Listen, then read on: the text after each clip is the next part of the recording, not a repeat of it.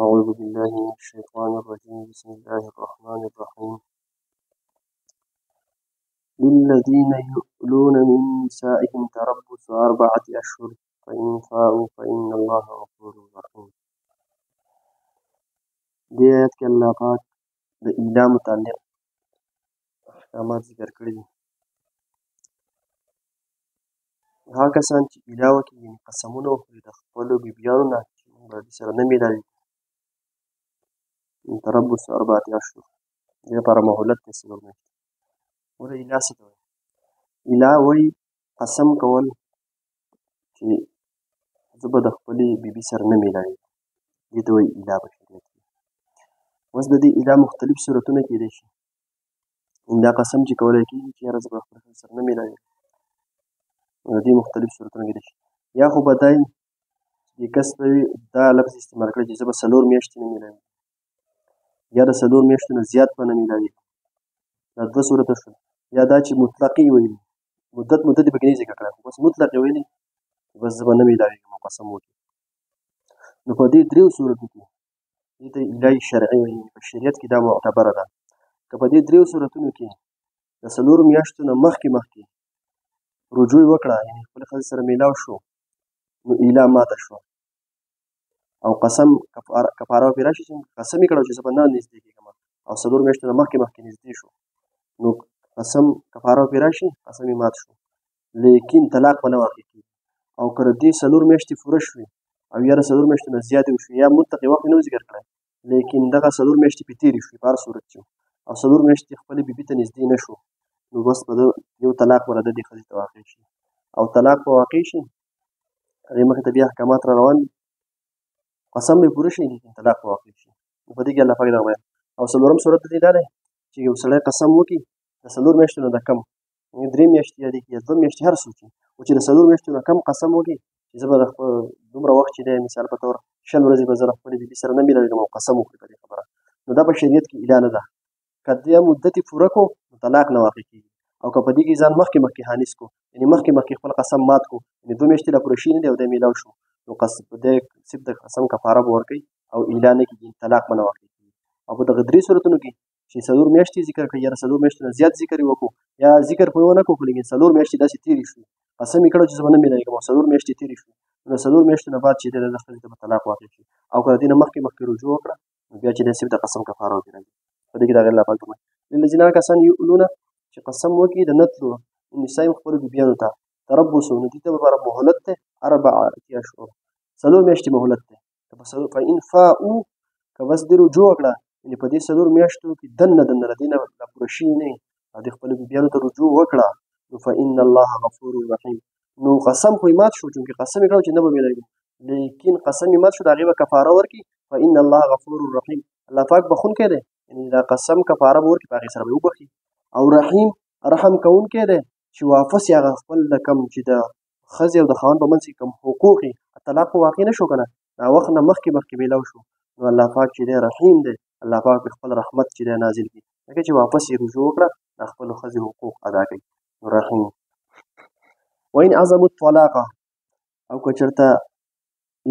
پخته اراده یې کړې د طلاق په دې سره، فإن الله سمیع علیم، بېشکه الله پاک اورېدونکی دی او پوهه ذات دی. اوس که په دې سره طلاق اراده کړي، یعنې بس قسم یې وکړو چې 4 میاشتې به نه میلاوېږم او په خپل قسم باندې پخته ولاړ دی او 4 میاشتې تېرې شوې، نو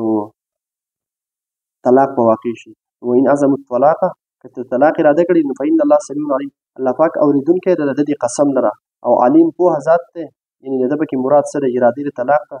والمطلقاتو، د دې نه مخکې ته بیا د مطلقې چې کله طلاق واقع شي دا قسمه کیفیت راشي، خو طلاق واقع کېږي 4 میاشتې چې میلاو نه شي. والمطلقاتو د دې احکامات بیانوي الله پاک مخکې ته. والمطلقاتو، او طلاق شوده ښځې، کومو ښځو ته چې طلاق ورکړی شي، یتربصن بانفسهن، دې به خپل نفسونه ایساروي، یعنې انتظار به کوي دي 3 قروء، 3 حیضونه. دې کې الله پاک د عدت بیان کوي. کله چې طلاق واقع شي، بس د مرګ نه وروسته هم عدت دی، د طلاق نه وروسته هم عدت دی، د مرګ نه وروسته په خپل ځای راشي. لیکن کله چې طلاق واقع شي، نو بیا خو د دې ښځې دپاره جایز دی که نه چې بل ځای نکاح وکړي. عدت چې دی د خاوند په کور کې تېرول په دې لازم دي. دلته الله پاک د هغې احکامات بیانوي چې که طلاق وشو، نو یتربصن بانفسهن 3 قروء، بس 2-3 قسمه وایي. یا به زنانه داسې چې دې ته به حیض راځي، هغه بیماري به ورته راځي، نو دی به 3 بیماریانې تېروي. په هره میاشت کې یو بیماري راځي، نو 3 بیماریانې چې دغه تېرې شي نو دې عدت ختم شو، بیا دا آزاده شو، که مخکې ته نکاح کوي او که هر څه کوي. یا به دا چې ده به راځي، دا بیماري به ورته نه راځي، نو د هغې لپاره بیا 3 میاشتې دي. که دا بیماري ورته نه راځي نو 3 میاشتې به عدت تېروي د طلاق نه وروسته، 3 میاشتې بعد دا آزاده شو چې هر څه کوي. او یا به داسې 2 قسمه ښځې دي، نو د دې یا به داسې بل صورت دا دی چې ولا یحل لهن ان یکتمن، درېیم صورت په خپله الله پاک دې ذکر کړی دی. یو به دا صورت وي چې حامله به یعنې په خېټه به بچی د زنانه، نو په هغه صورت کې دا دی چې د کمې پورې دغه بچی نه یې زېږولی نو دې عدت نه ختمېږي. اوس که هغه ورته راځي دغه بیماري او که نه راځي، لیکن که صورت دا چې بچی به خېټه و نو بیا دغه یو صورت دی د دې عدت د دې بچي د زېږولو پورې دی، هغه که په هر صورت کې او دا داسې د بچي د زېږولو ده که دا د مرګ صورت وي او که د طلاق صورت وي، په هر صورت چې بچی نه زېږولی نو دا عدت چې دی دا به جاري په هغې بچي په زېږولو سره به عدت ختمېږي. ولا یحل لهن، الله پاک فرمایي چې حلال نه دي د دې ښځو لپاره ان یکتبن ما خلق الله فی ارحامهن، دا چې پټ کې دي هغه څه چې الله پاک پیدا کړي دي په رحمونو کې، د دې په خېټو کې چې څه دي دا دې جایز نه دي چې دې پټ کړي. ان کن یؤمن بالله والیوم الاخر، که چېرته دې ایمان لري په الله او په آخرت باندې، یعنې که ایمان لري په الله او په آخرت، د دې مطلب دا دی چې د ایمان تقاضا ده چې یو سړی مؤمن وي او په الله او په آخرت باندې ایمان لري، د ایمان تقاضا ده چې دی به دروغ نه وایي، دی به دا خبره نه پټوي. بس مثال په طور ځکه په عدت کې به فرق راځي. اوس طلاق شده ښځه ده نو د هغې باندې 3 دغه حیضونه یا 3 میاشتې عدت دی. بس که دا پټ کړي، اوس په داسې حامله وي او دا خپل حمل پټ کړي، نو په دې صورت کې چې دی عدت به ګډوډ شي که نه، هلته خو په هغې باندې چې دی د حمل عدت دی او دا پټ کړي چې نشته داسې مسله نشته، نو بیا به دغه 3 حیض به تېر کړي یا به 3 میاشتې تېرې کړي، او حالانکې د دې عدت خو د بچي د زېږولو پورې دی. الله پاک دا فرمایي چې د ایمان او د الله باندې چې څوک ایمان لري او په آخرت باندې، د هغې تقاضا ده چې هېڅ هم پټ نه کړي، چې صحیح که داسې د حمل صورت وي نو ښه صفا خبره به وکړي، نو د هغې باندې به دغه حمل د عدت چې د کوم پورې بچی نه زېږولی شي نو د دې باندې به دا عدت د طلاق به جاري. وبعولتهن، بل داسې قسم آیاتونه چې راځي ان کن یؤمن بالله والیوم الاخر، یا څومره چې حدیث راځي، ګوره حدیث کې راځي که نه من کان یؤمن بالله والیوم الاخر فلیقل خیرا او لیسکت، څوک چې په الله او په آخرت یقین لري، دا یو حدیث دی چې نو هغه د پکار دی چې هغه یا د خیر خبره کوي یا د خاموشه کوي، یا دلته چې دا راغی که نه چې د ایمان لري په الله او په آخرت، د دې مطلب دی د داسې آیاتونو د داسې احادیثو چې د ایمان تقاضا ده، یعنې ایمان دا مطالبه کوي چې دا انسان دې دا کار داسې وکړي یا دا کار دې داسې نه کوي، نو د ایمان تقاضا ده چې انسان دې داسې دروغ نه وایي، دلته دا مراد دی. نو داسې قسم آیاتونه یا حدیثونه مراد صحیح چې د ایمان تقاضا د دې خبرې کوي. وبعولتهن، مخکې الله پاک فرمایي او خاوندان د دې ښځو احق بردهن، زیات حقدار دي په رجوع سره، یعنې په واپس کولو د دې ښځو په ذلک په دغې مدت کې دننه ان ارادو اصلاحا، که چېرته دې اراده لري د خیرخواهۍ. اوس ګوره دا یو صورت ذکر کوي د هغې طلاق ډېر ښه قسمونه دي، مخکې آیتونو کې په خپله را روان دي. ګوره یو په هغې کې طلاق رجعي دی، طلاق رجعي دی چې صفا الفاظ استعمال شي د طلاقو چې بس تا له مې طلاق درکړی، نو په داسې صورت کې چې دی په دې کې دا منجای شي په دغې طلاق کې، که چېرته دا عدت نه تېر شي، یعنې کوم چې د میاشتو د عدت دی یا د حیضونو یا د حمل د عدت نه تېر شي او په دې عدت کې دننه رجوع د خاوند وکړه د خپلې ښځې ته، یعنې میلاو شو ورسره، یا د هغې دا صورت هم کېدای شي په خوله یې ورته رجوع کړه چې ما رجوع کړي د خپل طلاق نه، نو په دې صورت کې دا گنجایش دی چې الله پاک دې دا حق ورکړی دی خاوندان ته، د دې اختیار دی، نو که رجوع وکړه نو طلاق به واقع نه شي او واپس چې دی د به نکاح بغیر د نکاح نه چې دی خبره ده ښځئ. خو دا دغه یو د طلاق رجعي په صورت کې، نور طلاقونو کې په بعض طلاقونو کې چې دی رجوع نه صحیح کېږي. په دې کې مراد دا دی چې وبعولتهن چې که د طلاق رجعي صورت دی، یعنې صفا طلاق ول ورکړی، نو خاوندان زیات حقدار دي بردهن په واپس کولو، یعنې رجوع وکړي د خپلې ښځې ته، نو هغه طلاق به واقع نه شي او واپس به راته په ملکیت کې ښځه را شي. فی ذلک مراد دغه عدت دی، یعنې په دغه عدت کې دننه چې د طلاق نه وروسته چې کوم دا عدت دی دا لا نه تېر شي، په دې کې دننه رجوع وکړه. ان ارادو اصلاح، مخکې د الله پاک فرمایي که چېرته اراده لري د اصلاح، یعنې که د خیرخواهۍ یعنې باهمي زندګي کوم چې د حقوق دي که هغه ادا کول غواړي، اوس یو دا دی که رجوع ورته کوي یعنې واپس یې خپله ښځه ګرځوي، طلاق پرې نه واقع کوي، لیکن ضرر ورته رسوي او په عذابوي یې، نو دا د هغې ګنجایش نشته. الله پاک فرمایي که چېرته د اصلاح او د خیرخواهۍ یعنې واپس چې دی په صحیح طریقې د زندګۍ تېرولو اراده وي نو رجوع دې وکړي، او که دا نه نو بیا خو طلاق ته ورته واقع کېږي ځکه چې هغه ازاده شي دله. ان ارادو اصلاح مطلب دا دی که د خیرخواهۍ یعنې په واپس چې دی خپله زندګي قایمول غواړي، او که تکلیف ورکړي ښځې ته بیا پکار ده چې رجوع ونه کړي، طلاق واقع شي. ولهن مثل الذي عليهن بالمعروف، او د ښځو دپاره دي په دې خاوندانو د دې حقونه څنګه چې د دې خاوندانو حقونه په دې ښځو دي بالمعروف د دستور مطابق. ګوره دا آیت چې دی دا د خاوند او د ښځې په منځ کې چې کوم حقوق دي دا آیات د هغې لپاره یوه ضابطه قاعده د قانون درجه لري. یعنې په دې آیت کې الله پاک د هغې پوره وضاحت کړی، په دې معمولي جمله کې چې دی الله پاک د دې حقوقو ته اشاره کړې ده چې د خاوند په ښځې څه حقونه دي او د ښځې په خاوند څه حقونه دي. ګوره دنیا کې دا قاعده ده که نه، د دنیا وجود دلته لږ تفصیل پکار دی. د دنیا وجود چې دی قایم دی، د دنیا بقا یا د دنیا تعمیر آبادي دا چې چلیږي دا په دوو شیزونو چلیږي، یو دی مال، یو دی ښځه. یعنې په مال په ذریعه سره د دنیا وجود دی، ځکه چې انسان خپل ضرورت پوره کوي د مال په ذریعه سره. او د دنیا آبادي چې چلیږي یعنې نسل کشي چې د یو نه خلک څمري نور را روان دي، نو دا د ښځې په ذریعه سره کېدای شي. نو دا دوه شیزونه دي چې دی مال او ښځه چې دې سره دنیا وجود او بقا او تعمیر عمارت د دې دنیا روان دی. او بل طرف ته که دې دوو شیزونو ته وګورئ مال او ښځې ته، دا د انسان یعنې د ټولو نه غټ د فتنې سبب هم دا جوړېږي. یو طرف ته ښه شی هم ډېر دی مال او ښځه، لیکن یو طرف ته بل طرف ته چې وګورئ چې په صحیح طریقه حقوق نه ادا کېږي او په صحیح طریقه د مال حقوق نه ادا کېږي، په صحیح طریقه د ښځې حقوق نه ادا کېږي، نو بیا د ټولو نه غټه فتنه هم دا مال او ښځه ده. نو د مال بحث په خپل ځای باندې راشي، دلته د ښځې متعلق دا دغه دی. نو الله پاک فرمایي چې ولهن مثل الذي عليهن بالمعروف، چې د دې ښځو دپاره یعنې څنګه چې د خاوندانو حقوق په دې ښځو فرض دي، دا ښځو باندې فرض دي چې هغه ادا کړي، نو دغه شان په دې سړو باندې هم داسې حقوق دي چې هغه فرض دي او واجب دي چې هغه د دې ښځو دي چې هغه دې ښځو ته ادا کړي. اوس په زمانه د جاهلیت کې ښځه به هېڅ هم نه ګڼل کېده. په زمانې د جاهلیت کې به ښځه چې دی دا یو مال ګڼلی کېده، څنګه چې موږ را لوښي موښیاري سي سامان یې موږ یې ګډ وډ ډک په کور کې، دا به داسې د کور یو سامان حسابېدو، نه به دې ته چې دی اختیارات د خپل مال، نه به دې سره خپل مال ملکیت و، نه به دې ته میراث میلاوېدو، او نه به چې دی دې ته د انسان په نظر کتل کېدل. د دې چې دی ژوندی ښخول چې دی دا به د ثواب دا به جایز ګڼلی کېدل، بلکې دا به یې غیرت ګڼو چې ښځې چې دی ژوندی چا ښځې کړې دا به یې غیرتي ګڼلی کېدو.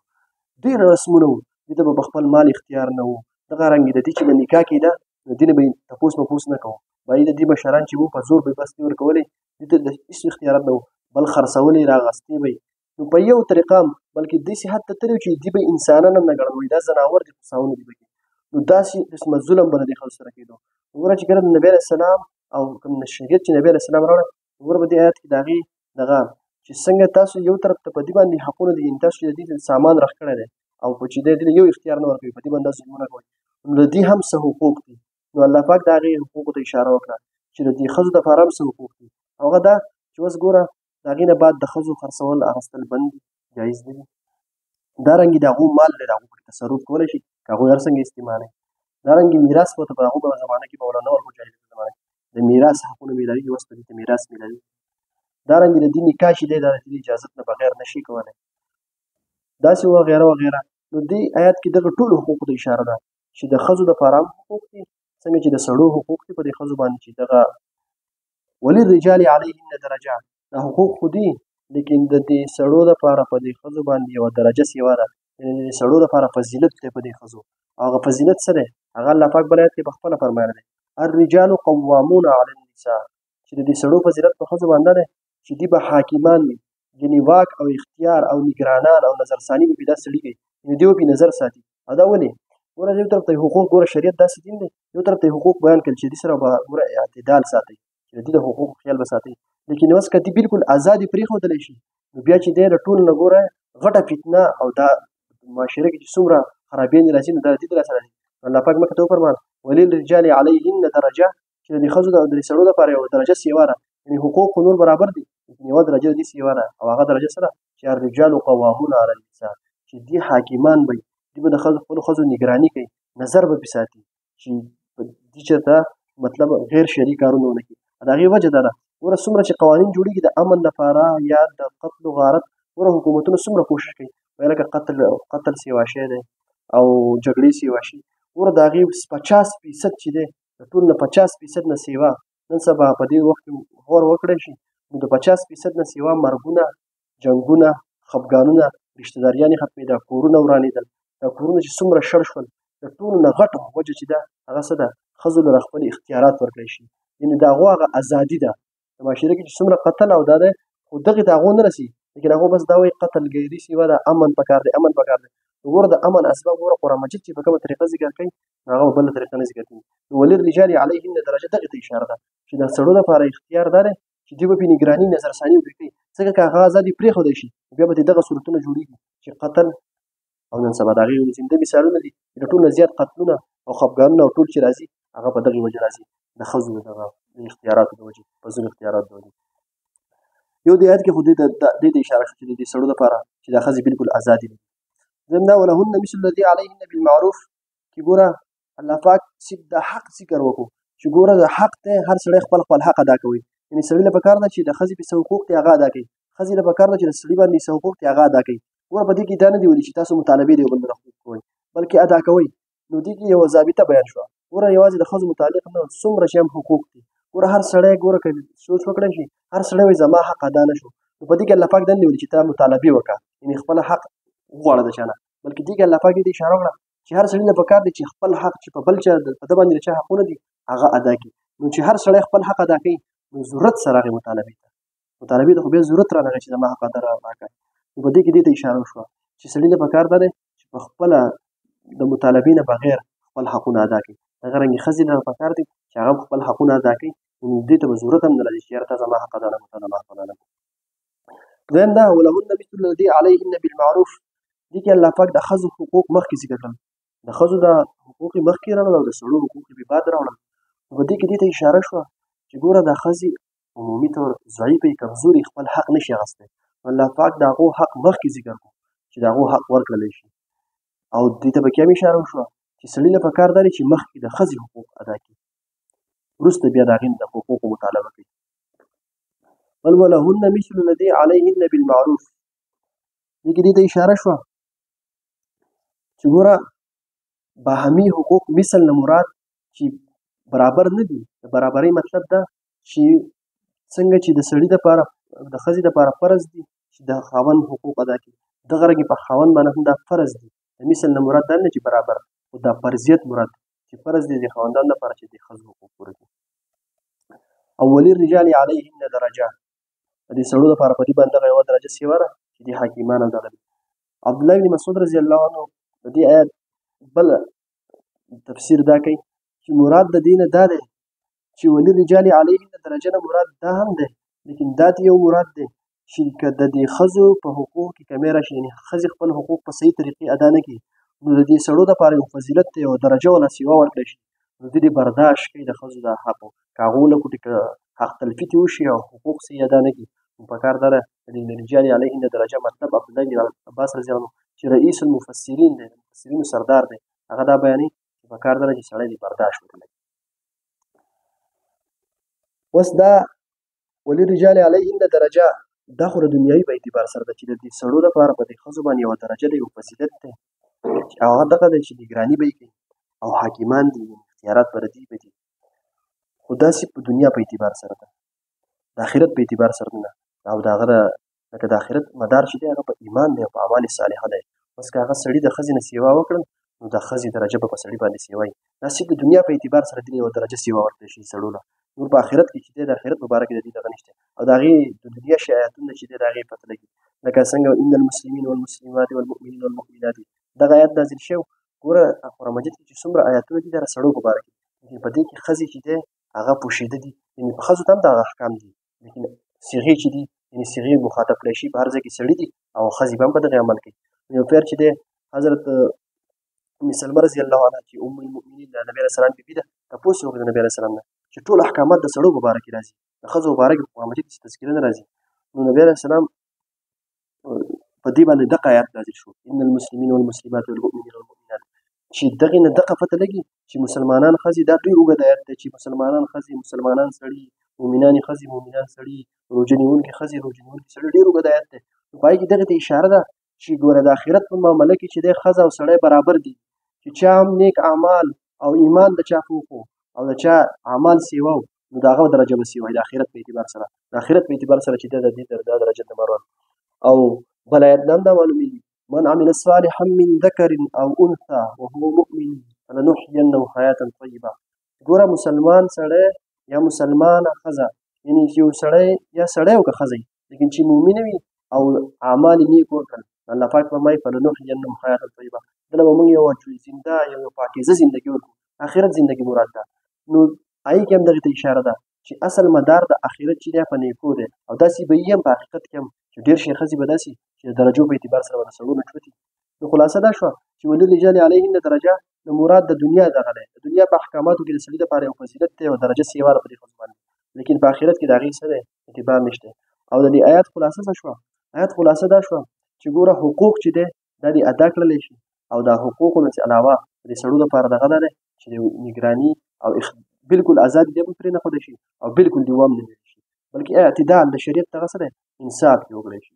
والله عزیز حکیم، او الله پاک عزیز زبردست زورور ذات دی، حکیم حکمت والا دی. حکمت والا دا دی چې دې سړو نه یې په دې ښځو باندې یوه درجه ورکړې ده، نو په دې کې د الله پاک حکمتونه کېدای شي. لکه یو حکمت مونږ ووایي چې ګوره که دا بالکل ازادي پرېښودل شي او د سړو لپاره دا درجه نه وی، خو بیا به معامله ورانه وه که نه، د دنیا څومره معاشري چې څومره فتنې او قتلونه او هر څه د دې د لاس جوړېږي که نه، دغه درجه ول الله پاک وکړي. یو پکې د الله پاک دا حکمت دی، نور هم دنیا حکمتونه د الله پاک کېدای شي، هغه پرې مونږ خبردار نه یو. والله عزیز حکیم، الله پاک غالبه د حکمت والا دی، دغه درجې الله سړو له سیوا ورکوي. ترجمې ته للذین هغه کسان یؤلون چې ایله وکړي من نسائهم خپلو ښځو نه، یا قسمونه وکړي د نتلو د خپلو ښځو نه. تربصو مهلت دی د دې لپاره 4 اشهر 4 میاشتې. فإن فاؤوا پس که چېرې دې رجوع وکړه یا دې واپس شول، فإن الله غفور رحیم، بېشکه الله پاک بخونکی مهربانه دی. وإن عزموا الطلاق او که چېرې دې عزم کړی د طلاقو، فإن الله بېشکه الله پاک سمیع اورېدونکی دی، علیم پوهه ذات دی. والمطلقات او کومې ښځې چې طلاق کړی شي یا طلاق شده ښځې، یتربصن بانفسهن خپل ځان به منع کوي 3 قروء 3 هیزه. ولا یحل لهن او حلال نه دي د دې ښځو لپاره ان یکتمن دا چې پټ کړي ما خلق الله هغه څه چې الله پاک پیدا کړي دي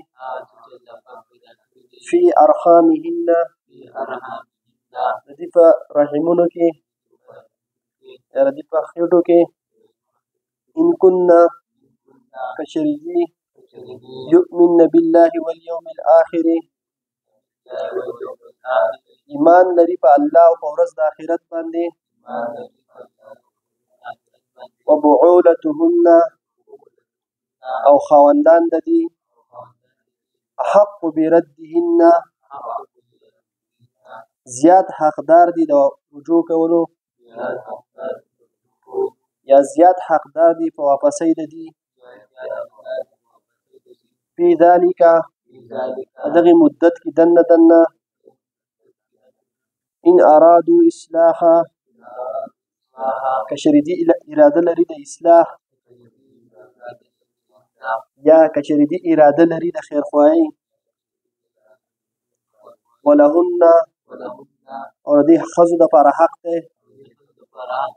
مثل الذي په شان د هغې حق